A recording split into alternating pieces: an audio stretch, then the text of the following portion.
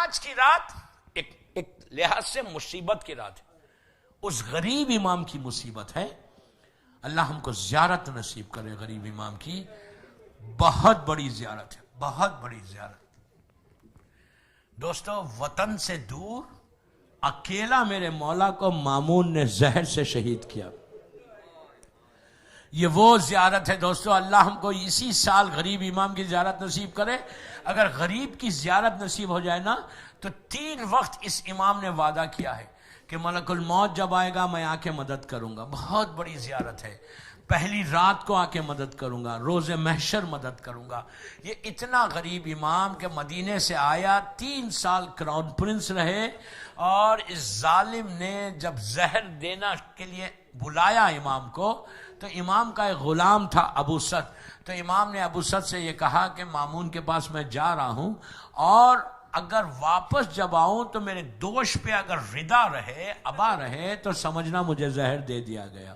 امام گیا, غریب امام مامون ظالم کے پاس. اس نے عزت کے ساتھ بٹھایا, بٹھا کے ایک پلیٹ میں انگور رکھ کے دیے اور کہا میں نے آپ کے لیے خاص انگور منگائے ہیں.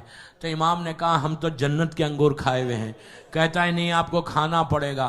امام نے 2 دانے لیے اور منہ میں رکھا, رکھ کے دوش پہ ردا ڈال کے کھڑے ہوئے. اس نے پوچھا کہاں جا رہے؟ تو امام نے کہا جہاں تو بھیجنا چاہتا میں وہیں جا رہا. عزیزو, امام چلے. جب گھر میں پہنچے, ابو سعد نے دیکھا کہ امام کے دوش پہ ردا ہے. وہ سر پیٹ کے رونے لگا. امام اندر حجرے میں گئے اور جا کر دروازہ بند کیا. زہر کا شدید اثر ہوا. یہ وہ زہر تھا کہ یہ زہر پانی میں ڈال کے جب پانی زمین پہ ڈالا گیا تو زمین پھٹ گئی. تو اب آپ سوچو امام کے جگر کا کیا حال ہوا ہوگا. بس دوستو, اس کے بعد امام نے ابو سعد کو بلایا اور بلا کے کہا ابو سعد جو میرے نیچے بستر ہے نا, اس بستر کو ہٹا دے. تو اس نے کہا مولا آپ کے جسم پہ زہر کا اثر ہو گیا, مولا آپ زمین پہ کیسے لیٹیں گے؟ تو امام نے اس وقت کہا ابو سعد یہ بستر ہٹا دے, میں اس کی تاسی کر رہا جب میرا جد حسین گھوڑے سے زمین پر آیا تھا تو کربلا کی جلتی ہوئی ریت تھی, تو میں اسی کی تاسی کر رہا. عزیزو, ہر امام نے حسین کو یاد کیا آخری لمحے میں. جیسا میرا مولا حسین کربلا کی زمین پہ تڑپ رہا تھا, 8ویں امام تڑپنے لگے.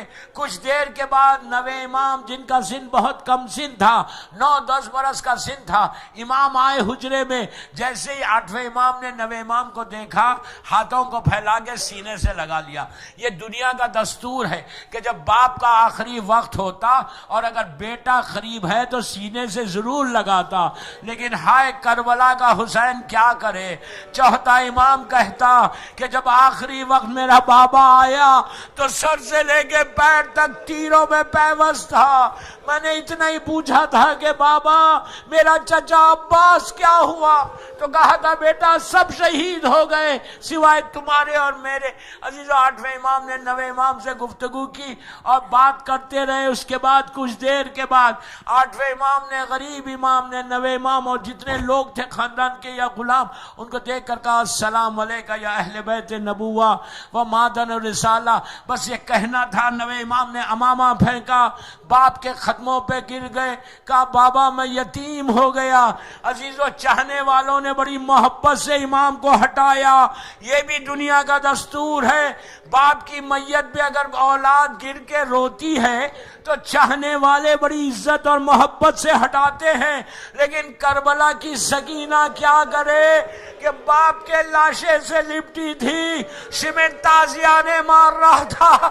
سکینہ کربلا کے میدان میں تڑپ رہی تھی اور کہہ رہی تھی بابا میں یتیم ہو گئی بابا. بس دوستو, امام کا جنازہ اٹھایا گیا, غسل و کفن دیا گیا. میں کہوں میرے غریب الغربا, اللہ ہم سب کو آپ کی زیارت نصیب کرے. میں ایک بات کہتا, مولا بے شک آپ وطن سے دور شہید ہوئے, کوئی قریب نہیں تھا سوائے بیٹے کے, آپ غریب امام ہیں, لیکن مولا شہادت کے بعد آپ کو غسل و کفن بھی دیا گیا, آپ کی نماز جنازہ بھی ہوئی, آپ کا جنازہ بڑی عزت کے ساتھ ساتھ اٹھایا گیا. ذرا کربلا آ کے دیکھیے, آپ کے جد کا لاشا پڑا ہوا ہے, اس کے اوپر گھوڑے دوڑ رہے ہیں, حسین کی لاش کو پامال کیا جا رہا. زینب مدینے کا رخ کر کے کہہ رہی, نانا یہ آپ کا حسین ہے نانا, جس کا لاشا پامال ہو رہا. بس میں نے مجلس ختم کر دی. عزیز و غریب, امام کی دفن کے بعد امام کی ایک بہن تھی, اللہ اس بی بی کو لاکھوں سلام, اور ہم کو معصومہ کی زیارت نصیب ہو. مدینے میں بہت چاہتی تھی اپنے بھائی کو, بھائی کی محبت میں مدینے سے نکلی, اور جب خم کے راستے سے پہنچی اور خم والوں کو معلوم ہوا کہ غریب امام کی بہن آ رہی, یہ پورا شیعہ شہر تھا اس زمانے میں, وہاں کے لوگوں نے کہا کہ امام کا ہم پرسہ کیسے دیں گے, بہتر یہ ہے کہ پورے شہر کو سیاہ پوش کر دو. ہر طرف کالے پرچم لگائے گئے, کالے پردے لگائے گئے. جب معصومہ کی اماری پہنچی خم میں اور بیوی نے محمل کے پردے کو ہٹایا اور پورے شہر کو دیکھا, تو کنیز سے کہا جا کے معلوم کرو کہ کس رئیس کا انتقال ہو گیا. بس دوستوں, میں نے مجلس ختم کر دی, 1 منٹ میں ختم کر رہا. ایسا پرسہ دو کہ غریب امام کو تم کو زیارت کو بلائے, فاطمہ کو آج ان کے اس 8ویں بچے کا پرسہ دو. بس دوستو, تو محمل کے پردے کو ہٹا کے کنیز کو بھیجا.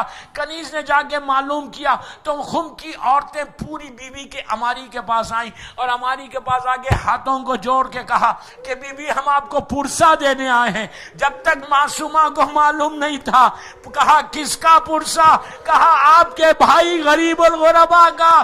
بس یہ سننا تھا. معصومہ خم 3 دن یا 8 دن زندہ رہی, بھائی کے غم میں انتقال فرما گئی. میں ہاتھوں کو جوڑ کے بولوں, بی بی آپ نے بھائی کو تڑپتے ہوئے نہیں دیکھا, آپ نے اپنے بھائی کو ذبح ہوتے نہیں دیکھا. ارے ذرا کوئی زینب کے دل سے پوچھے, جو تلے زینبیہ سے دیکھ رہی تھی کہ حسین کے گلے پہ خنجر ہے. زینب فریاد کر رہی تھی کہ یہ اپنا ساتھ, یہ رسول کا نواسا ہے, یہ علی و فاطمہ کا بیٹا ہے.